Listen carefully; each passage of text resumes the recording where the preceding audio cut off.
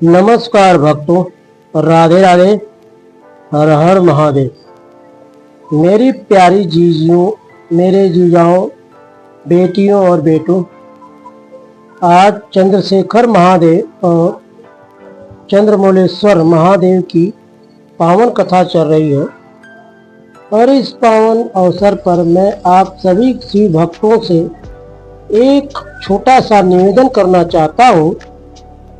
हो सकता है यह उपाय बहुत छोटा लगे, लेकिन इसका फल बहुत बड़ा बताया गया है।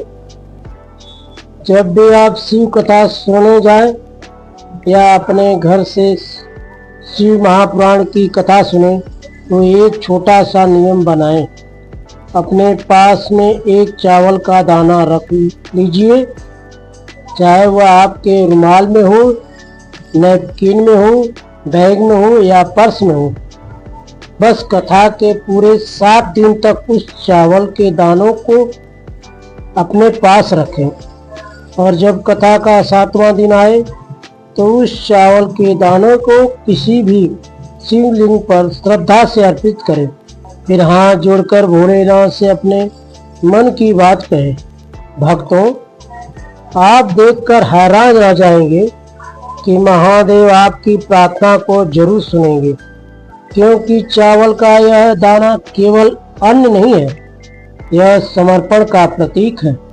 हमारे सनातन धर्म में चावल को अक्षत कहा जाता है।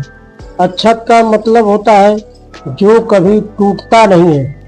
आपने देखा होगा, जब भी सत्यनारायण भगवान की कथा होती है या किसी भी देवी देवता की कथा होती है तो पंडित जी सभी के हाथ में 2-4 दाने चावल के दे देते हैं और कहते हैं, हाथ में चावल लेकर कथा सुनो।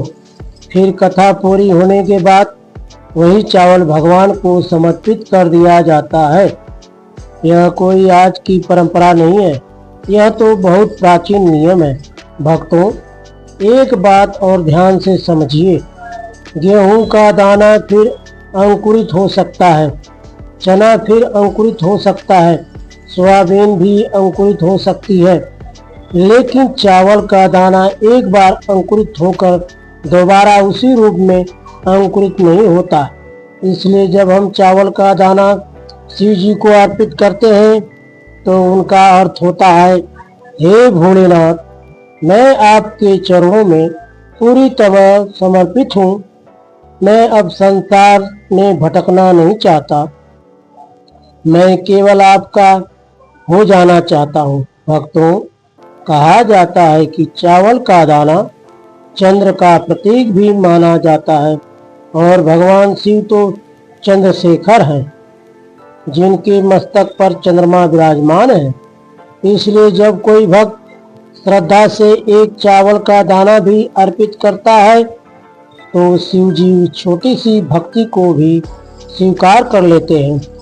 और मेरी जीजियों से विशेष निवेदन है, अगर कभी शरीर में कोई तकलीफ हो, कोई गांठ बन गई हो या कोई बीमारी से परेशान हो कर रही हो तो सबसे पहले डॉक्टर का इलाज जरूर करवाएं, लेकिन साथ में एक छोटा सा नियम भी बना लीजिए।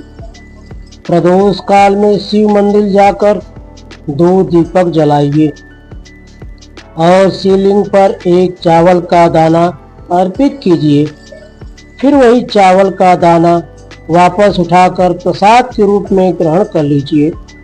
धीरे धीरे महादेव की कृपा से शरीर की तकलीफें भी कम होने लगती हैं, क्योंकि महादेव केवल देवता नहीं है, वे वरुण के सागर हैं। भक्तों, अगर सच्चे मन से एक चावल का दाना भी चंद्रमौलेश्वर महादेव को अर्पित कर दिया जाए तो वह दाना भी भक्त के जीवन में सुख, शांति और आरोग्य का कारण बन सकता है। इसलिए आज से ही यह छोटा सा नियम बनाइए और पूरी श्रद्धा से बोलिए, हर हर महादेव।